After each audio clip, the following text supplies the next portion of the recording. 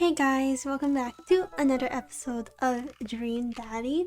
So basically, I still don't have my model. I still don't have my model, but um, we had a date last episode. We had a date with Robert, well, kind of, not really a date. We contacted him and he never messaged us back. I think we went on a date with Damien and it went pretty well, except that we broke his goblin. But let's try Hugo today. Because Hugo seems nice. Now that when we're done with him, we're gonna go back to Matt. Just to chill with him. But yeah, let's say hi to Hugo.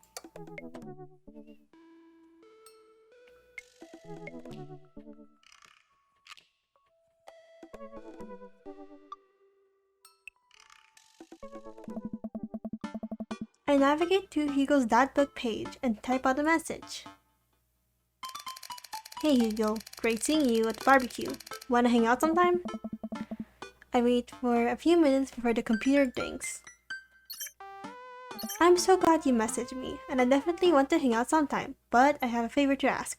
Our class is going on a field trip to the aquarium today, and one of our chaperones called in sick. Is there any possible way you could come by and replace them? What? That sounds fun. I get to go to aquarium. I completely understand if you don't want to, or can't make it, but I'm gonna be honest with you here. It's the middle school class. I need as much help as I can get. I think about it for a moment. Man, that's a lot of screaming kids that I'd be accountable for. And they're in middle school. Arguably by the worst age to be. Amanda silently trudges into the kitchen and pours herself a bowl of cereal. Morning, Amanda. Morning, Pops. Hey, how was middle school for you? Bad, but nobody likes middle school. It's 3 years of bad acne, crying, and being generally terrible. Aww.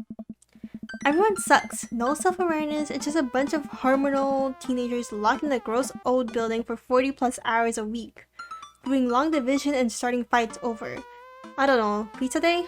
Top 40s pop? Middle schoolers should be avoided at all costs. What was your middle school experience like? I thought it was fine, but I didn't like it. So I'll just say I didn't like it. But you know, I should be positive. I should be a good influence to Amanda. So I thought it was fine. There was nothing really out of the ordinary for me. I had friends who, no, they all wronged me in some way, shape, or form. They were terrible to me. And wait, I was terrible to them too. It's all rushing back to me. Middle school was awful. I had repressed it for so long. Dad, did we just have a breakthrough? I think we did. See, middle schoolers are reprehensible. Wait, why are you asking me about middle school? Oh, Mr. Vega requested my help to chaperone his middle school class to the aquarium. Just wanted to know what I was in for. You get to go to the aquarium? Are you kidding me? The last field trip I got to go on was to the clam chowder factory. They didn't even give us clam chowder. They gave us a square pizza at a clam chowder factory. Oh, is that why you won't eat clam chowder anymore? Hey. No, it's because Bobby Wellingham threw up into one of the vats of clam chowder and I'm the only one who saw it happen. It haunts me. Right, let's have that story firmly in the past. Anyway, you should just do it. Mr. Vega sounds like he could really use the help. Plus, you get to hang out with cool fish. Amanda, I get kind of weird about aquariums. The ocean makes me nervous. What? Are you worried that a whale is gonna pop out of the touch tank and swallow you whole? Don't you put fear in my heart. Well, do they have penguins there? Yes, they have penguins there. Alright. Then it's settled. Penguins outweigh fear of ocean. I sit back down at the computer and let Hugo know that I'm available. He tells me to meet him at the aquarium and gives the address. I grab my keys and kiss Amanda on the forehead before I head out. I arrive at the aquarium to find that the school buses have been beaten me there. Preteens huddle around their teachers in small groups, yelling at each other and goofing off. Every teacher looks like they're at their wits' end. I don't know. Hugo jogs up to me, looking frazzled. I'm so glad you're here. Hugo! I don't know. It's been a debacle all morning. We're short-handed and most of the kids won't stop screaming. as I'm sure you know is the case with all middle schoolers. I lived through Amanda at 12. I'm all too familiar. Oh. Great. Well, it's you and me chaperoning a group of 10 kids. We're over there. Hugo walks me over to a gaggle of preteens who are all sitting on the ground, playing with their phones. They're not kicking each other like some of the other groups, so we're off to a good start. Can you guys put your phones away? All of the kids look up for a moment to stare at Hugo. Then they go back to texting. At least they're quiet? Too quiet. These guys are up to something. I can feel it. There's no way. They're too busy thinking about not getting food stuck in their braces to pull any stunts. It's middle school after all. We'll see. Ooh. The class starts filling into the aquarium and Hugo hands out massive stapled packets of paper to each kid. These are due at the end of the field trip. Yes, this will be for a grade. No, you can't borrow a pencil. The kids collectively groan and grab the sheets from Hugo. What's in the packet? Honestly, it's just busy work so that the teacher can have a moment's reprieve. I think one of the questions asks him to sit quietly for 10 minutes to think about the Great Barrier Reef. Teacher hacks, I like that. Wait, I thought you were an English teacher. What does the aquarium have to do with books? Oh. We just did a unit on the old man and the sea. Nothing quite like introducing kids to the futile perseverance of the human spirit by making them pet stingrays. It gives us time to check out some of the exhibits as well. Come on, they have a phenomenal selection of tropical fish. While the kids sit on the floor and pretend to do their assignments, while they text, Hugo and I wander over to the large tank filled with brightly colored fish. Hugo points to a brown and white fish with long spines. That right there is a lionfish. Do you know their stomachs can expand up to 30 times in size? Whoa. Their spines are venomous too. Nature is hardcore. You think that's bad? Take a look at this one over here. Hugo points to a spiny, grumpy-looking fish hanging out near the bottom of the tank. That's a stonefish. The most venomous fish in the world. And they just like, keep it here? Oh, they're relatively harmless so long as you don't step on them. What happens if you step on them? Tissue necrosis. Cool. Hey. Nature is wild. Man, Hugo seems to know a lot about fish. I feel the overwhelming need to impress him. Hey, see that fish over there? That one? Yeah, that's the...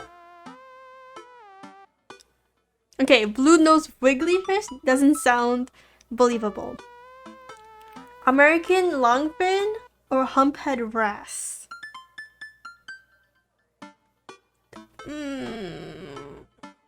I'll say this because this, you know, it sounds more sophisticated. Oh. Yeah? Did you know that? Paranormal fishes, psychiatric.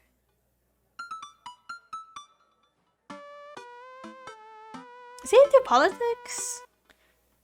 I mean, he's into something, but I think psychiatric fish trivia. No, isn't that cool? I think for paranormal, I think Damon would like that more. But him and Damon gets along. Oh my gosh. Okay, I don't know. I'll say psychiatric fish trivia. This is the only species of fish known to develop clinical depression. Wait, are you serious? Absolutely not. I'm playing it for the gag here. Ha, good one. We lead the kids to another room. Sharks, sea turtles, eels, and another marine life swim around in a massive floor-to-ceiling aquarium. The kids begin trying to take selfies with the sharks. Hugo leaves my side to separate two kids who started fighting over a Capri Sun. I walk around to the room, reading the tiny little blurbs about different fish swimming inside the enclosure. After a while, I look around and see Hugo again. He's gazing up at the aquarium in childlike wonder. The ripples in the water cast blue, moving shadows across his face. For someone surrounded by angry, hormonal preteens, he looked completely peaceful. He looks really cute in this light. I hope he doesn't notice me staring. Wow. I walk over to join him. Beautiful, isn't it? Oh! I noticed that you learn a great deal from Mother Ocean. Are those two shirts? Should I go like straightforward? But I'm not really into Hugo, but if I said he looks cute, you know? I should be straightforward. But I'm not really into Hugo. He's just, I see him like as a friend.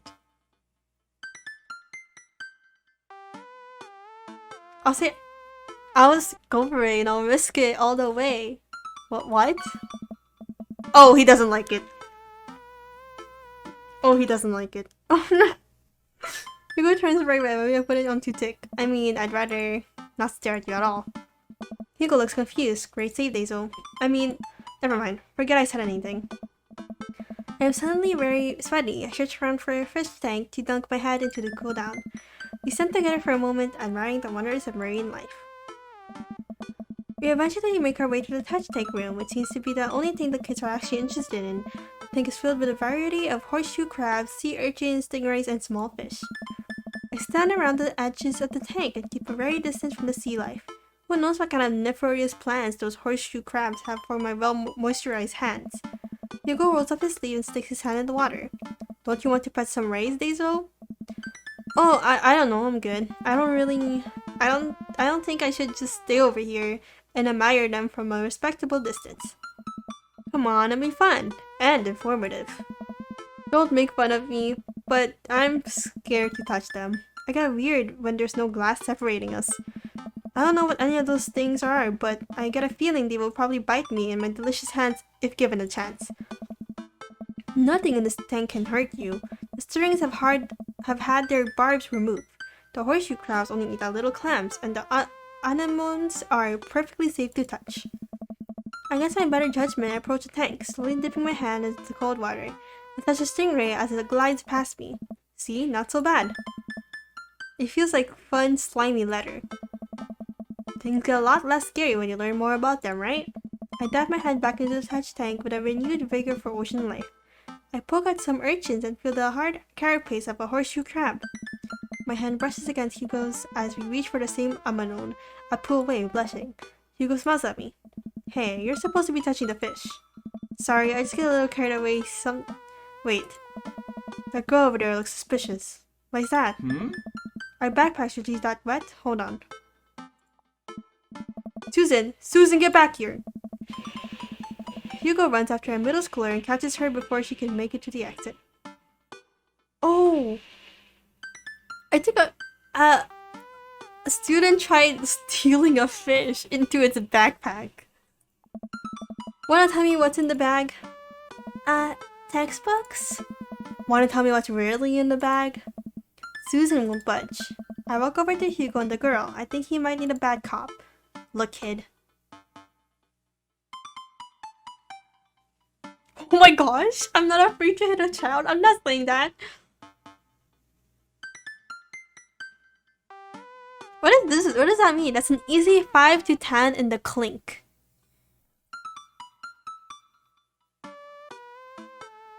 Here I sound really too mean. I'll just say this. I don't know. I had a bud go down for that once. He came out a changed man. Said he missed the bars. Oh. Yes, well I am. Can you please put the bag down? Next time you won't say please. Susan glares at Hugo for a moment before dropping her book bag on the floor. It lands with a wet slap. Oh, maybe I should have. I don't think I did the right move. Because that didn't really make sense. We stare at it for a moment before it starts to move. Hugo leans down and unzips the backpack. A horseshoe crab frankly scuttles out and across the floor. An employee swoops in, scoops it up, and places it back into the tank. She gives us a disapproving look. Jesus, Susan, what was your plan? I was trying to free him. To where? Outside? Where he was gonna die? Oh no. Susan, go back to your group. We'll discuss this later. Yeah, and hands where we can see him. Susan sulks off, leaving me alone with Hugo. He gives me a pat on the shoulder. Middle schoolers have sticky hands. I know it's the first time this happened here. Or the last. In the next room, we see a variety of smaller tanks. Sea urchins, tiny fish, and a rainbow of beautiful underwater plant life surround us. Oh. Look over here. Hugo points on some seahorses gathered at the bottom of the tank. One of them in the middle of giving birth. That's actually the male seahorse. Sort of takes fatherhood to a new level, doesn't it? Hey kids, come check this out. There's a male seahorse giving birth. A little murmur from the students. They just jump back on their phones. Fun fact, male seahorses can even give birth and then get pregnant in the same day. Man, we thought we had it hard. I wonder if they had to deal with their kids' awkward teenage years too. However, many thousand of them. You seem to know a lot about marine life, Hugo. Oh. It's not really my specialty, but I do make a point to learn as much as possible whenever I can. I think the learning shouldn't end when you leave school. We should challenge ourselves to find out more about the things we don't understand every day of our lives. Because if you stop learning, I don't think you'll ever be able to grow or change as a person. Good point. But I still don't trust the ocean. We'll get there. We finally make our way over to my favorite part of the tour, the Arctic exhibit. Do we get to see penguins? Oh. Yes, we get to see the penguins. Yes. Penguins! Our group of kids run around the exhibit. They won't stop tapping on the glass of the puffin enclosure, trying to get their attention. For at least a few moments, teachers, chaperones, and students alike seem to be having a great time. What was I so worried about? This isn't too bad. Sweet Manchego. Hugo suddenly grabs my arm. Oh my god, there's a student in the penguin enclosure. Wait, just kidding, it's very bad. What? How did a student... Oh my god. Is it one of ours? It most certainly is. Molly Henderson, Susan's friend. I look over to the penguin and see a determined look kid crouching behind a rock. She's hiding just out of sight of one of the employees. Over on the side of the enclosure, I see the door to the exhibit ajar. What? Was it unlocked this whole time? We gotta stop her before the staff sees and bans our school for life. Hugo looks around. I'll create a distraction. Hugo runs towards the puffin exhibit and addresses the entire room. Everybody, I have an announcement. The whole room turns towards Hugo. Here's a few facts I bet you didn't know about penguins. Everybody just stares at Hugo, confused. Well, this is my shot. I run into the closure and am greeted by a cold blast of air. Psst, hey. The girl whips around to look at me. Her nose is pink from the cold. You can't be in here. Neither can you. I try to walk over to the girl, but the ground is so icy that I just end up slipping.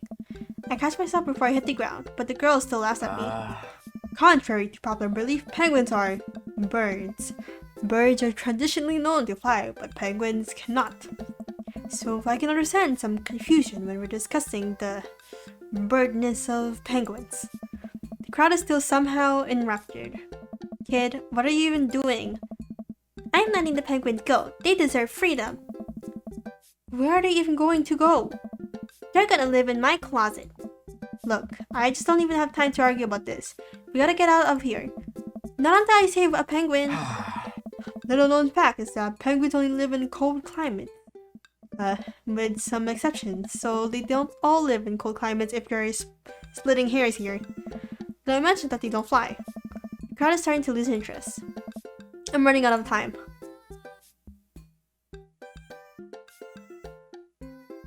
I can bribe her. I feel middle schoolers, you know, you bribe them and they'll listen to what you do.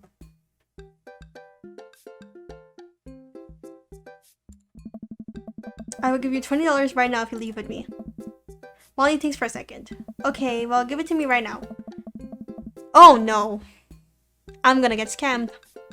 I reach into my pocket and pull out everything I have, examining each pill. Well, I have $12 in some change. Also, there's a button here. Is that enough? Pay me that later and we have a deal. We went to check out our arrangement before I suddenly realized there's a wave of penguins on our way out of the enclosure. We're gonna have to block these birds. Oh, is there a minigame? Block that bird. Do I shoot the bird? Don't go in the exit. Don't go in the exit.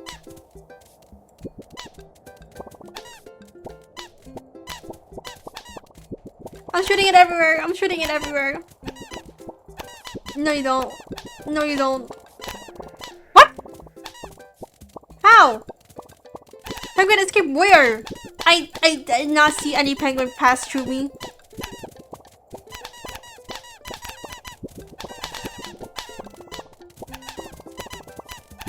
Drive that team.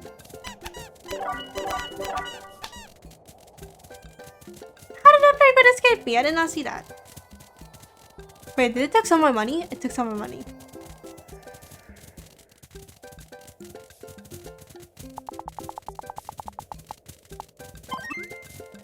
Woo!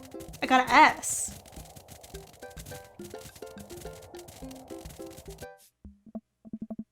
Phew, glad that's over just in time, too. Looks like Hugo's wrapping up his diversionary penguin speech. And that's why I think that penguins are one of the best animals in the world. A few people in the audience clap out of a sense of duty. Everybody starts dispersing.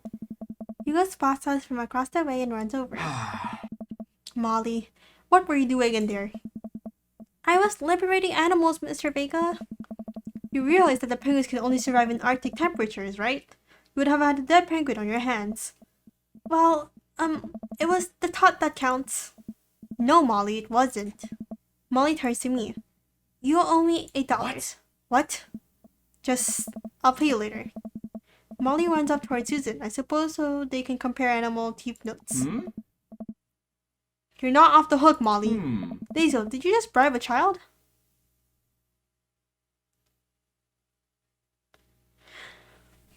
I'll just be honest with him. He'll like my honesty.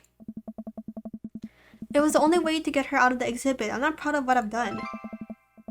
Yeah, see? Honesty. I'm not proud of it either. Or of my Penguins Facts lecture, but at least we got her out. Let's just get through the day and get out of here. With the day finally coming to a close, the whole field trip is ushered through the gift shop and we make our way back out of the school buses. As we leave the aquarium and the kids load onto the buses, Hugo pulls me aside. Hey Daisel, thank you so much for helping me out today. You're a lifesaver. It was no problem. It was actually kind of fun. Let me take you out next time to make it up to you. You like cheese boards?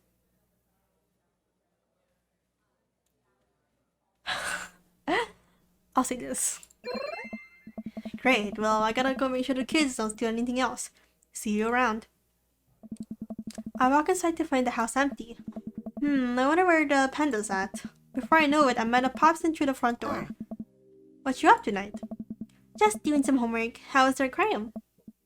It was an adventure. Some kid tried to steal a penguin. Aww. We've all been there.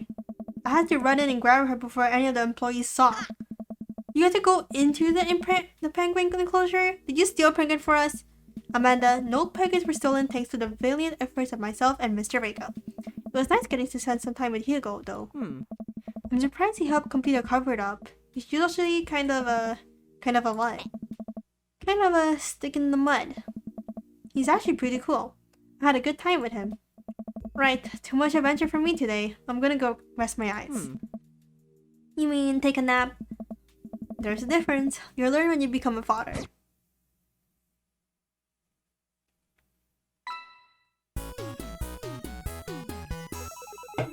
Ooh, what rank did I get? Maybe, oh, I got an A? Not bad. Welcome.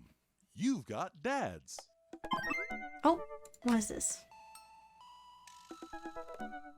What? Daisel listens, it's you from the past. Whoa, how did this happen? I figured you're trying to reply to this because I know myself, but this is an automated message from you early this morning when it was socially unacceptable to go out and buy ice cream. I forgot I did that. I forgot how I did that as well. The future is amazing. Listen, life is short and ice cream should always be acceptable, but unfortunately this isn't the society we live in. And it's less the society we live in and more me protecting my own anxiety about being judged unto others. But you know what I mean. By the time you're reading this, it is a certain time of day in which nobody will bat on an eye at you for going out and buying ice cream. You know what to do. Be good, me. Okay, I'll buy ice cream. Wait, it's still like late at night. You know what? I've earned a treat. On the way home, I decided to stop off and grab some ice cream, which I fully plan to eat directly from the tub. I spent a lot of time trying to figure out just which type of ice cream I'd like to eat directly from the tub. Rocky Road, pistachio. Oh, Amanda's probably gonna want some too. But I got 2 tubs. She loves cookie dough ice cream, right? I missed her.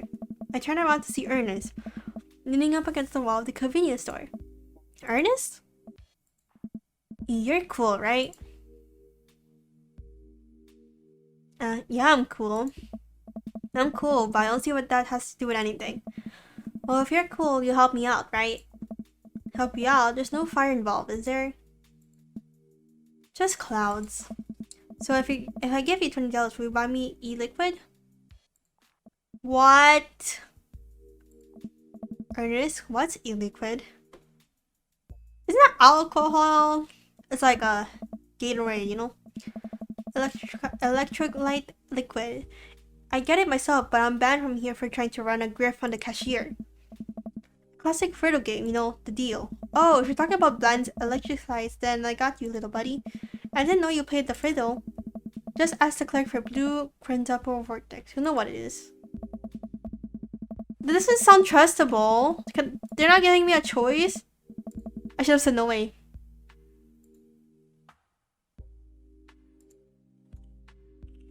Oh wait, okay, wait. Okay. I pick up a tub of pistachio ice cream for myself and a tub of cookie dough for Amanda. I search around for some blue crimson void stirrer, but can't seem to find any. I turn to the cashier. Say, where's your finest e-liquid? Behind the counter. You got an idea? First of all, my daughter is older than you. Second of all, I'm flattered. I switched shampoo recently. Is that taking some years off? Look, you need to be 21 to buy vape juice. Your hair doesn't look a day over 20. Wait a minute. Are you just trying to butter me up to get me to buy ice cream? Because it's working.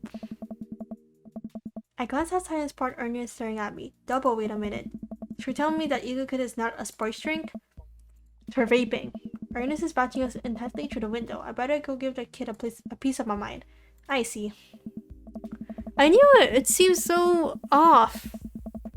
Okay, look. I'm gonna pretend that you didn't try to trick me into buying you the old Bahomet's cough syrup and then go inside here to purchase my ice cream. I won't tell your dad if you promise to scram. And stop vaping. You'll get popcorn lung. What if I give you $25? Go home, Ernest. As I'm walking back inside, Ernest calls after me. You can get popcorn lung from microwave popcorn, you know. I no longer trust this child, but the mere notion strikes fear into my chest. I go back inside to complete my purchase with a good cashier. Thank you, kind sir, for your time and generous hair compliments. You got it, bub. I glance out the window while to see Ernest still outside. Looks like he's talking to some other poor staff. Guess I should go outside and save this other guy from some grief. Wait a second, that's definitely a cop. Oh boy. I grab my tubs of ice cream and bolt outside. Ernest is already face down in the hood of a squad car. Ernest, did you seriously just try to get a cop to buy you e-liquid? Do you know this kid?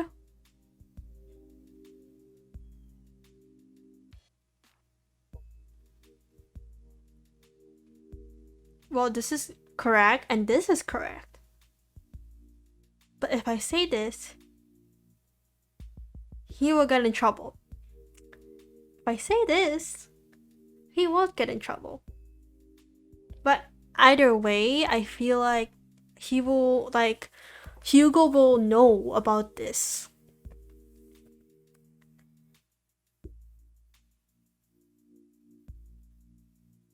I think, because if I say my daughter goes to school with him, it's less, like, I wouldn't know him that much. And maybe they'll say, okay, we're gonna take Ernest to the police station, and then Hugo has to pick him up anyway.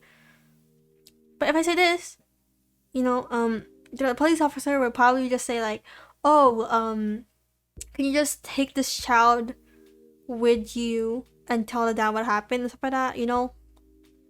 I don't want a police officer to be there, you know? Like, I'll just choose this. But yeah, we live in the same cul-de-sac. I know his dad. Listen, he's a good kid, and I'm this boy's father.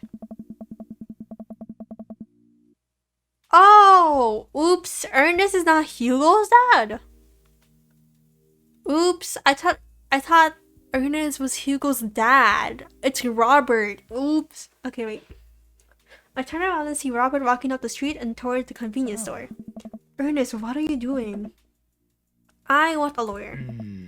First of all, good first instinct. Remember that you're not required to answer any questions from a police officer without a lawyer present. You're this boy's father? Yes, sir. Ernest likes to lash out at me like this. ever since the accident. Oh, I don't like talking about it. That's fine. Robert gets a wistful twinkle in his eye. Oh. I told Hardy 7 summers ago. My hair was long then. New metal was still in style. Ernest and I were down in the Florida swampland scavenging for. Sir, I can leave you to take it from here. Sounds good. Thanks, officer. Ernest, come along now. You'll be cleaning grout from the rain gutter for a week thanks to this transgression. The police officer gets in his car and drives off. I'm stunned by how cool Robert was just there. Thanks. I want to say, Richard. Ouch. Don't mention it, Hemingway. Got in trouble plenty of times in my life. Just trying to do my good deed for the day. Will you buy me a liquid if I give you $20? Child, I will end you. Oh. Hey Daisel, will you walk Ernest home with me? Sure. Hey. Ernest runs ahead, presumably so he won't see with us, which is a thing I think kids do. It reminds me a lot of myself when I was this age. Well, maybe I wasn't as dumb. Seems like he tortures his dad. Seems like he tortures just about everybody. He even stole your wallet. What? No, he did. I found my back pocket. I put the rest in my pockets. He stole my wallet. Why are you doing this to yourself? What? Oh. Robert points out my tubs of ice cream. One of them is for Amanda. Oh. I have no qualms for the quantity of ice cream you purchase. It's a perfectly respectable amount of ice cream. It's the quality I'm talking about. You work hard, Daisel. You're a good dad. Don't you think you deserve top shelf ice cream? But these were on sale. If you're gonna treat yourself, go big or go home. Real vanilla bean. Real pistachio. You deserve it. We arrive at the cul-de-sac and Ernest runs into his home. Oh. That boy is the reason why we don't have prizes in cereal anymore. Catch you around, Daisel. Robert tosses me a wallet. I catch it with a surprised look on my face. I stole it back. Keep it in your front pocket or use a chain like back in your ska days. Smell you later. See ya, Robert. Robert? What did I say? See ya, Robert. I go back inside my home, ready to spend the rest of that night with 2 tubs of ice cream and also Amanda. That's cute. We had a cute interaction with Welcome. Robert. You've got dads. Okay, so let's say hi to Matt again, and then Craig. I don't think I'm giving Brian any chance. Brian is mean. He trying to challenge me and stuff. I'm gonna say hi to Matt again. Hi, Matt.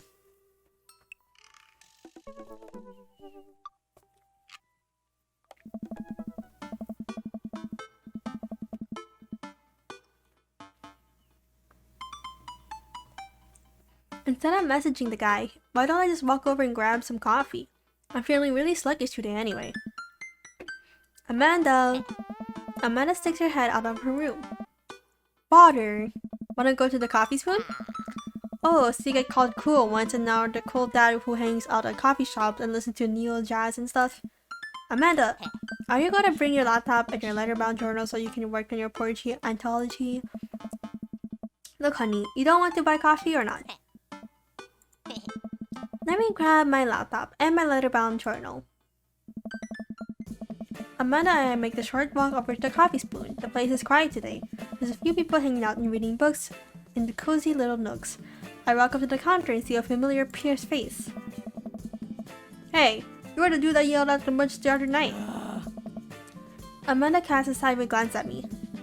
He tried to sell me shirts. And who might you be, miss? This is my daughter, Amanda, the person I am a father to and am very protective of.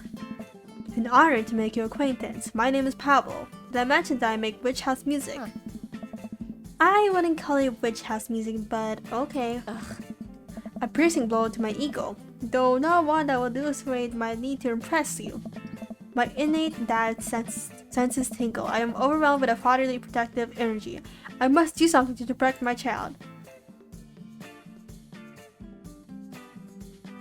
Change the subject. Just change the subject.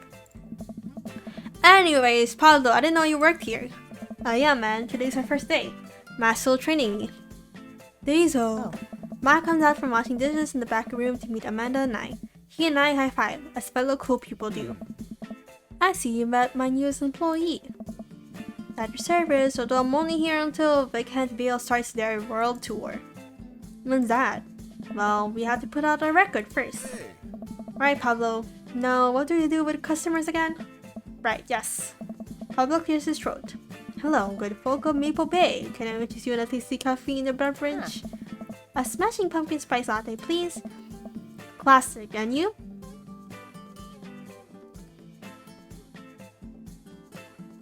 Decaf for cutie. A decaf for cutie, please. Don't want too much caffeine. Decaf sounds like you're settling. A very early bedtime that I just can't miss. Oh, The Sound of Settling is a decaf for cutie song, which was the band this was a pun of. So when I said it sounded like you were settling, I'm gonna stop talking now. Coming right up. Paulo gets to work making our drinks while Matt observes him. He'll get the hang of it. For us, goofy of a dude as he is, kid works hard. Hey man, that concert was a lot of fun. We should hang out again. Yeah, I'm actually gonna be done training Pablo in a couple hours. And I was gonna go record shopping. Wanna come along? Absolutely. Pablo brings us over drinks and Amanda breezes herself in her laptop. I spend my time sipping my drink and cracking jokes with Matt. Last time we hung out, he told me that he had trouble hanging out with other people. But for some reason, he and I can talk and joke like old buds. It's weird. I feel very comfortable around him. Once Matt feels comfortable leaving Pablo on his own, I say goodbye to Amanda and we start walking to the record store. Have you ever been here before? No, I mean, we have a record player sitting in the living room, but all I have are 2 copies of Frampton Comes Alive. Oh, this should be fun then. We're gonna find you some good stuff. The walk of the store are packed with posters, artwork, stickers, and records. A few people run around flipping through mug crates of albums.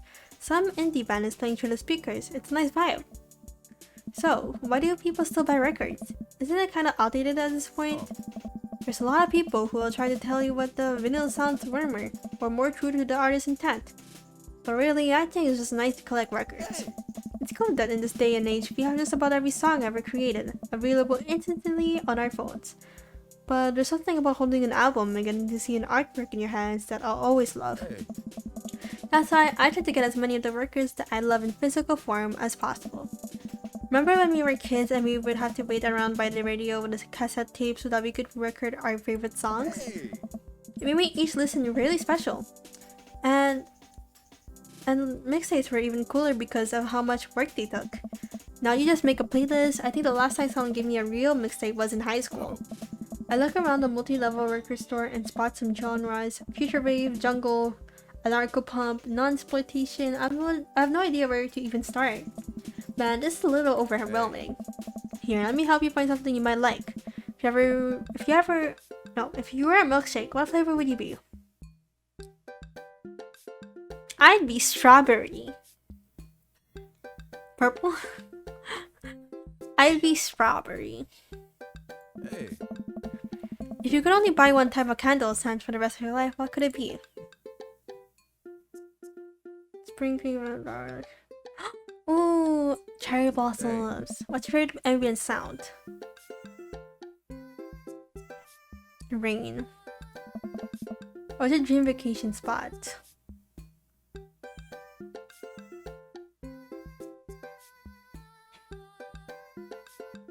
Living off the fat of the land in Ibiza? What's your deepest, darkest fear? I heard people are nice to me only because they want something from me. I feel like I don't deserve happiness and I won't ever get it. What if nobody exists but me after saying you too when the waiter tells you to enjoy your food? That's funny, I like that. I like that a lot. I'll choose that. What thinks for a moment? Oh, I know there's a thing. Okay, I think we're gonna stop here for now and maybe we'll see what he chose for me in the next episode. Thank you guys for watching. I hope you guys enjoyed and make sure to comment and like and subscribe. Bye!